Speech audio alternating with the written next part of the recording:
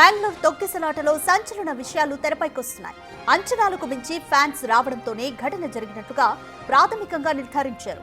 Free పాసులు ఇస్తున్నారంటూ వదంతులు రావడంతో ఫ్యాన్స్ ఒక్కసారిగా పరుగులు తీశారు. దీనికి తోడు స్టేడియం దగ్గర గేట్ల మూసివేత మరింత గందరగోళానికి దారితీసింది. ఓవర్ క్రౌడ్ కూడా ప్రమాదానికి కారణమనే చెబుతున్నారు. చిన్నస్వామి స్టేడియం సీటింగ్ కెపాసిటీ 35,000 అయితే నిన్న సాయంత్రం 3 లక్షల మంది వచ్చినట్లుగా అంచనా వేస్తున్నారు. స్టేడియంలో 7వ నెంబర్ గేట్ దగ్గర ఫ్యాన్స్ పోటెత్తడంతో తొక్కిసలాట జరిగినట్లుగా చెప్తున్నారు పోలీసులు.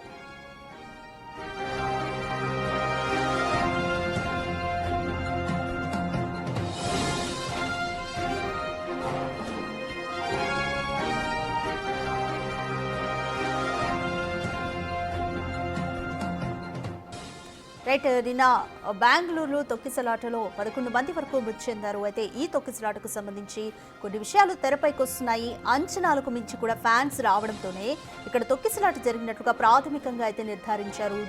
అయితే దీనికి తోడు ఫ్రీ పాసులు ఇస్తున్నారంటూ వదంతులు రావడంతో ఫ్యాన్స్ ఒక్కసారిగా పరుగులు తీశారు. అయితే స్టేడియం కెపాసిటీ 35,000 మాత్రమే, కాకపోతే అక్కడికి 3 లక్షల మంది వరకు కూడా ఫ్యాన్స్ చేరుకున్నారని తెలుస్తుంది. అయితే దీనికి తోడు ఇంకా స్టేడియం దగ్గర గేట్లు కూడా మూసివేసి ఉండడంతో ఇది మరింత గందరగోళానికి దారితీసింది. ఒక్కసారిగా గేట్ తెరవడంతో కూడా తొక్కిసలాట జరిగినట్లుగా తెలుస్తుంది. ఓవర్ క్రౌడ్ కూడా ప్రమాదానికి కారణమని చెప్తున్నారు. ఇక దీనికి సంబంధించి మోర్ డీటెయిల్స్ మా ప్రతినిధి సురేష్ అందిస్తారు. రైట్ సురేష్, స్టేడియం కెపాసిటీ 35,000 అయితే 3 లక్షల మంది వరకు కూడా ఫ్యాన్స్ వచ్చినట్లుగా అంచనా వేస్తున్నారు. 7వ నెంబర్ గేట్ వద్ద అసలు ఏం జరిగిందంటే ఫ్రీ పాస్లు ఇస్తున్నారు అన్న రూమర్స్ రావడంతోనే ఈ తొక్కిసలాటకు కారణమైందనుకోవచ్చా? ఖచ్చితంగా, ఎందుకంటే ఒక్కసారిగా స్టేడియం వద్దకి లక్షల మంది అభిమానులు చేరుకోవడంతో ఒకసారి అక్కడున్న పోలీసులు కంట్రోల్ చేయలేని పరిస్థితి ఏర్పడింది. ముందుగా ఎవరైతే అభిమానులు వస్తారో అంచనాలకు మించి అభిమానులు రావడం జరిగింది. అది స్టేడియం కెపాసిటీ 35,000 ఉన్నప్పటికీ 3 లక్షల మంది 2-3 గేట్ల నుంచే లోపలికి వెళ్లే ప్రయత్నం చేయడం, అక్కడ గేట్లు మూసివేయడం, వెంటనే పోలీసులు లాఠీచార్జ్ చేయడంతో అటు ఇటు వెళ్లిన అభిమానులంతా కూడా తొక్కిసలాటకు గురయ్యారు. 11 మంది చనిపోవడం జరిగింది. దీనికి సంబంధించి ఇప్పుడు అనేక విషయాలు ఇన్వెస్టిగేషన్ లో బయటపడుతున్నాయి. అయితే ముఖ్యంగా స్టేడియం దగ్గర ఫ్రీ పాస్లు ఇస్తున్నారు అనేది సోషల్ మీడియాలో వదంతులు రావడంతోనే పెద్ద ఎత్తున యూత్, క్రికెట్ అభిమానులు ఒక్కసారిగా స్టేడియం వద్దకు చేరుకోవడం, అదే సమయంలో క్రికెట్ టీం కూడా స్టేడియం దగ్గరికి బస్సులలో రావడంతోనే వారికి సన్మానం చేస్తామని చెప్పేసి ప్రభుత్వమే ఈ కార్యక్రమం ఏర్పాటు చేయడం జరిగింది. కాబట్టి అన్ని ఏర్పాట్లు ఉంటాయి అనుకొని చాలా మంది అభిమానులు పెద్ద ఎత్తున అక్కడికి రావడం, కెపాసిటీకి మించి ప్రజలు అక్కడికి రావడంతోనే తొక్కిసలాట జరిగినట్టుగా పోలీసులు గుర్తించడం జరిగింది. వచ్చిన వారందరూ కూడా లోపలికి వెళ్లే ప్రయత్నం చేశారు. ఒక్కసారిగా ఆర్సీబీ విజయం సాధించడం, ఐపీఎల్ లో కప్పు కొట్టడంతోనే 18 ఏళ్ల నిరీక్షణకి బెంగళూరు టీం గెలిచి అక్కడ నుంచి ముందుగా విజయోత్సవ ర్యాలీ తీయాలనుకున్నారు. కానీ అప్పటికే అక్కడ ఉన్న క్రౌడ్ తోనే స్టేడియం కి డైరెక్ట్ గా రావాలని చెప్పేసి కూడా పోలీసులు సూచన చేయడంతోనే టీం అంతా కూడా బస్సులో స్టేడియం కి చేరుకున్నారు. కానీ అదే సమయంలో ఒకేసారి ఆర్సీబీ టీం వచ్చిన సమయంలో అందరూ లోపలికి వెళ్లే ప్రయత్నం చేయడంతోనే ఒక్కసారిగా తొక్కిసలాట జరిగి ఇంత దారుణం జరిగిందని చెప్పేసి కూడా పోలీసులు గుర్తించడం జరిగింది. ముఖ్యంగా అక్కడ ఫ్రీ పాసులు ఇస్తున్నారంటని చెప్పేసి వాట్సాప్ ద్వారా, ఇన్స్టాగ్రామ్, సోషల్ మీడియాలో కొన్ని అకౌంట్లలో వదంతులు సృష్టించడంతోనే పెద్ద ఎత్తున అక్కడికి చేరుకోవడం జరిగింది. ఒకేసారి స్టేడియం చుట్టుపక్కల 3 లక్షల మంది వరకు కూడా చేరిపోయారు. అంటే గంట వ్యవధిలోనే అక్కడంతా కూడా క్రౌడ్ అంతా కూడా చేరిపోయి లోపలికి వెళ్లే ప్రయత్నం చేసేసరికి ఇలాంటి ప్రమాదం జరిగింది.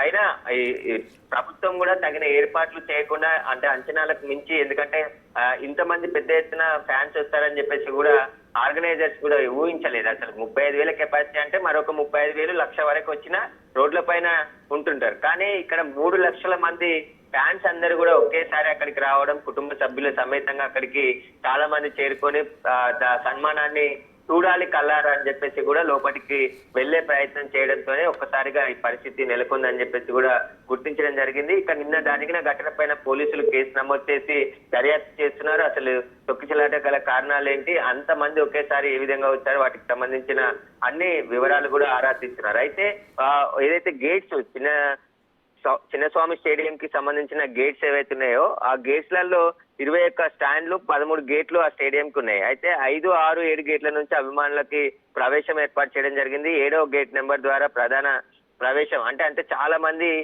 కింది స్థాయిలో కూర్చునే వాళ్ళందరూ కూడా 7వ నెంబర్ గేట్ ద్వారానే లోపలికి వచ్చారు. అక్కడే అభిమానుల తీవ్రత ఎక్కువగా ఉండడం, అందరూ ఒకేసారి లోపలికి వచ్చే ప్రయత్నం చేయడంతోనే ఈ తొక్కిసలాట జరిగింది. ఆ తర్వాత పోలీసులు చెదరగొట్టే ప్రయత్నం చేసినప్పటికీ జరగాల్సిన నష్టం జరిగిపోయింది. దాదాపు 11 మంది మృతి చెందడం, అదే విధంగా 50 మందికి పైగా తీవ్రంగా గాయపడ్డారు. వారంతా కూడా హాస్పిటల్లో చికిత్స పొందుతున్నారు. ఏదైనా ఈవెంట్ చేసే సమయంలో ఖచ్చితంగా దానికి సంబంధించిన అన్ని ఏర్పాట్లు ముందుగానే చేయాలి. దానికి అనుగుణంగానే అంచనాలు కూడా వేయాలి. ఎందుకంటే క్రికెట్ అభిమానులు విపరీతంగా పెరిగిపోయారు. ఐపీఎల్ మ్యాచ్ వచ్చిందంటేనే చాలు అసలు స్టేట్లకి స్టేడియంలే నిండిపోతున్నాయి. టికెట్స్ దొరకకుండా చాలా మంది బ్లాక్ లో కూడా కొనైనా క్రికెట్ చూడాలని చెప్పేసి స్టేడియాలకు వెళ్ళిన ఘటనలు ఉన్నాయి. వాటిని దృష్టిలో పెట్టుకొని నిన్న ఏదైతే చిన్నస్వామి స్టేడియం దగ్గర ముందస్తు చర్యల్లో భాగంగా అనుమతి ఉన్న వారిని మాత్రమే అనుమతించి మిగతా వారిని వెనక్కి పంపించేసి ఉంటే ఈ ఘటన జరిగి ఉండేది కాదు. కానీ మొత్తం 3 లక్షల మంది స్టేడియం వైపు రావడం, లోపలికి చొచ్చుకెళ్లే ప్రయత్నం చేయడంతోనే ఈ ఘటన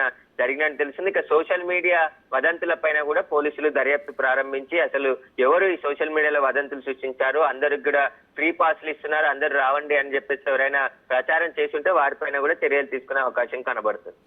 రైట్, థ్యాంక్ యూ సురేష్. ఓవైపు కర్ణాటక సీఎం సిద్ధరామయ్య ఈ తొక్కిసలాటకు సంబంధించి ఏం జరిగింది అన్న దానిపైన కమిటీని కూడా వేశారు. 15 రోజులు ఈ కమిటీ నివేదిక ఇవ్వనుంది. అయితే దీనికి సంబంధించి ప్రాథమికంగా కూడా కొన్ని విషయాలు బయటకు వస్తున్నాయి. నిన్న సాయంత్రం 3 లక్షల మంది స్టేడియం వద్దకు వచ్చినట్టుగా తెలుస్తోంది. అయితే కెపాసిటీ 35,000 మాత్రమే. దీనికి తోడు 7వ నెంబర్ గేట్ దగ్గర ఫ్యాన్స్ ఒక్కసారిగా పోటెత్తడంతో తొక్కిసలాట జరిగినట్టు తెలుస్తోంది.